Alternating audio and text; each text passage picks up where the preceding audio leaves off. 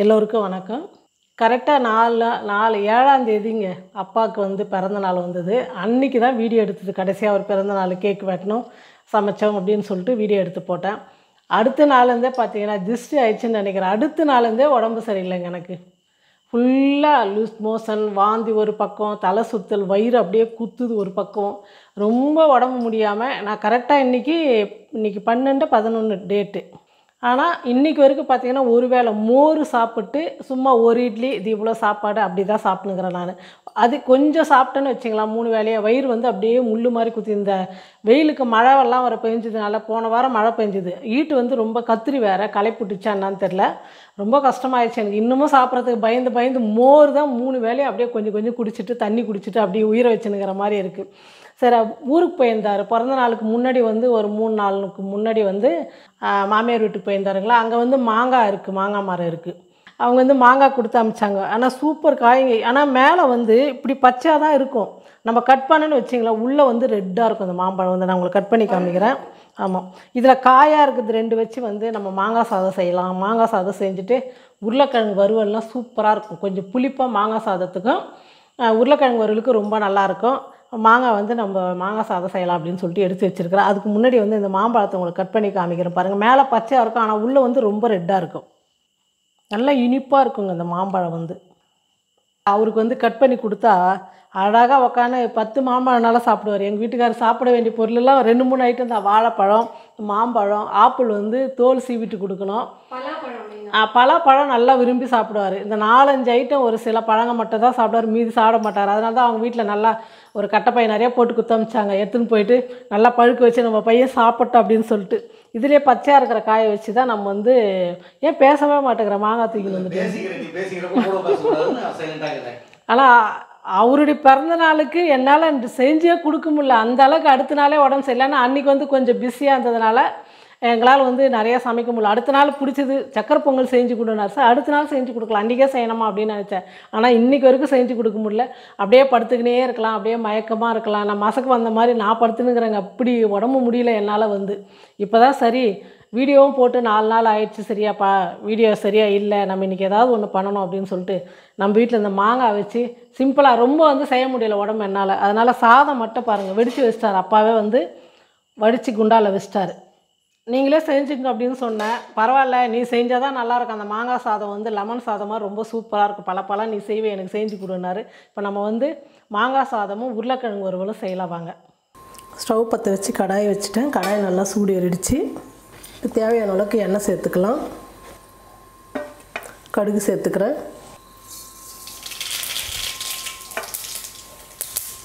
கடுகு நல்லா பொரிஞ்சிக்கிச்சு. ஒரு 2 ஸ்பூன் கடலைப்பருப்பு, உளுத்தம்பருப்பு ஒரு 2 ஸ்பூன். பருப்பு வந்து நல்லா பொன்னுரலாக வரணும். அப்போ தான் நல்லா மணமாக இருக்கும் சாப்பிட்றதுக்கு.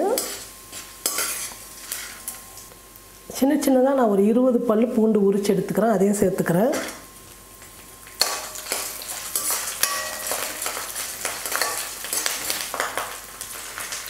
ஒரு 4 வரமிளகா பொடியாக கட் பண்ணி எடுத்து வச்சுருக்கிறேன், அதையும் சேர்த்துக்கலாம்.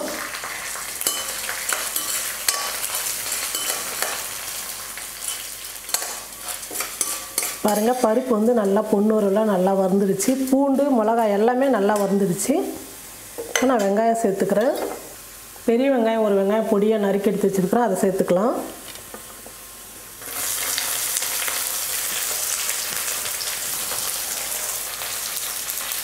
கருவேப்பிலை 1 எடுத்து வச்சுருக்கிறேன், அதையும் உருவி சேர்த்துக்கிறேன்.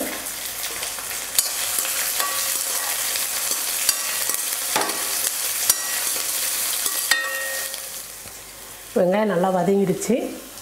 துருவி எடுத்து வச்சுருக்கிறேன் மாங்காய் துருவல் சேர்த்துக்கிறேன்.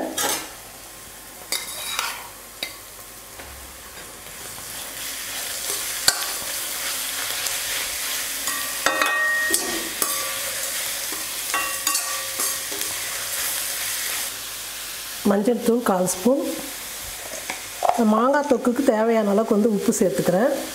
நான் வந்து எப்போவுமே சாதம் வடிக்கும் போது உப்பு சேர்த்து தான் சாதம் வடிப்பேன். அதனால் கொஞ்சமாக நான் உப்பு சேர்த்துக்கிறேன்.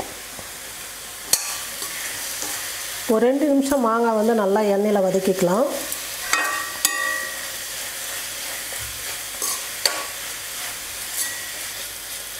மாங்காயோடைய பச்சை மணம் போகிற அளவுக்கு நல்லா வதக்கிட்டோம். இப்போ நம்ம சாதம் சேர்த்து கலந்துக்கலாம். இந்த மாங்காய்க்கு எந்த அளவுக்கு தேவையோ அந்த அளவுக்கு வந்து நம்ம சாதம் சேர்த்துக்கணும். அதிகமாக சாதம் சேர்த்து கலந்துட்டால் புளிப்பு இல்லைன்னா மாங்காய் சாதம் வந்து சாப்பிட முடியாது. அதனால் பார்த்து கரெக்டாக சேர்த்துக்கணும். நம்ம கொஞ்சம் போட்டு கலந்துட்டு அதுக்கப்புறம் கூட கொஞ்சம் சாதம் போட்டுக்கலாம். ஃபஸ்ட்டே நிறையா போட்டிங்கன்னா அப்புறம் புளிப்பு இல்லாமல் போயிடும். சாதம் கட்டி இல்லாமல் நல்லா பழப்பெல்லாம் நல்லா உடச்சி விட்டுக்குங்க. ஸ்டவ் வந்து கம்மியாக வச்சுட்டு சாதம் போட்டு கலந்துக்கலாம்.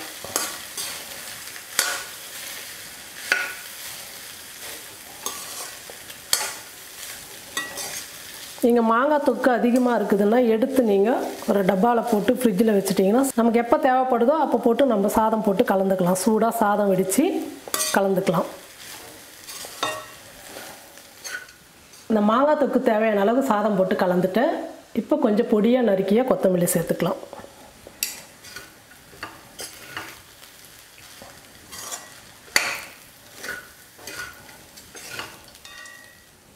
மாங்காய் சாதம் ரெடி ஆகிடுச்சு. இப்போ உருளைக்கிழங்கு பொரியல் செஞ்சுக்கலாம். நான் வந்து 1/4 கிலோ உருளைக்கிழங்கு வேக வச்சு தோல் எடுத்து இந்த மாதிரி சின்ன சின்ன பீஸாக கட் பண்ணி எடுத்துக்கிட்டேன். இப்போ பொரியல் பண்ணிக்கலாம். ஒரு கடாய் வச்சுக்கிட்டேன். கடாயை நல்லா சூடேறிடுச்சு. ஒரு 2 ஸ்பூன் எண்ணெய் சேர்த்துக்கிறேன். பொரியலுக்கெல்லாம் வந்து அதிகமாக எண்ணெய் சேர்க்க வேணாம். எண்ணெய் நல்லா காஞ்சிடுச்சு. கடுகு கொஞ்சம், சீரகம், ஒரு 1/2 ஸ்பூன் உளுத்தம்பருப்பு, 1/2 ஸ்பூன் கடலைப்பருப்பு,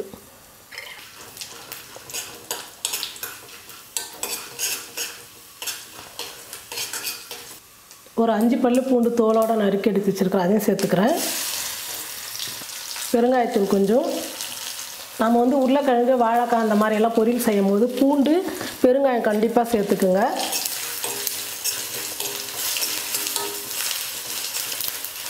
எல்லாம் நல்லா பொன்வரெல்லாம் வந்துடுச்சு. சின்னதாக ஒரு வெங்காயம் வந்து பொடியாக கட் பண்ணி வச்சுருக்கிறேன். அதையும் சேர்த்துக்கிறேன்.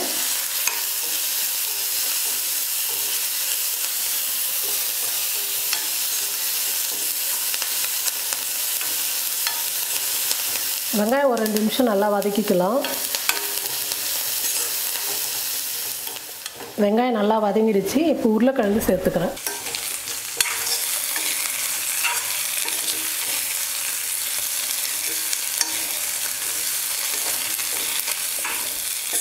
உருளைக்கிழங்கு சேர்த்ததுக்கப்புறம் கொஞ்ச நேரம் வந்து இந்த எண்ணெயில் வந்து நல்லா வதக்கிக்கலாம். நல்லா வதங்கிடுச்சு. தேவையான அளவுக்கு மிளகாத்தூள் சேர்த்துக்கிறேன். உங்களுக்கு எந்த அளவுக்கு காரம் தேவையோ அந்த அளவுக்கு மிளகாத்தூள் சேர்த்துக்குங்க. மஞ்சள் தூள் 1/4 ஸ்பூன். பொரியலுக்கு தேவையான அளவுக்கு உப்பு சேர்த்துக்கிறேன்.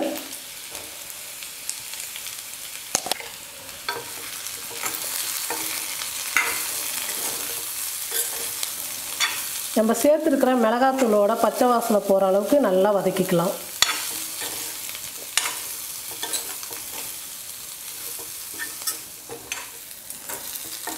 பாருங்கள், உருளைக்கிழங்கு பொரியல் வந்து ரெடி ஆகிடுச்சு.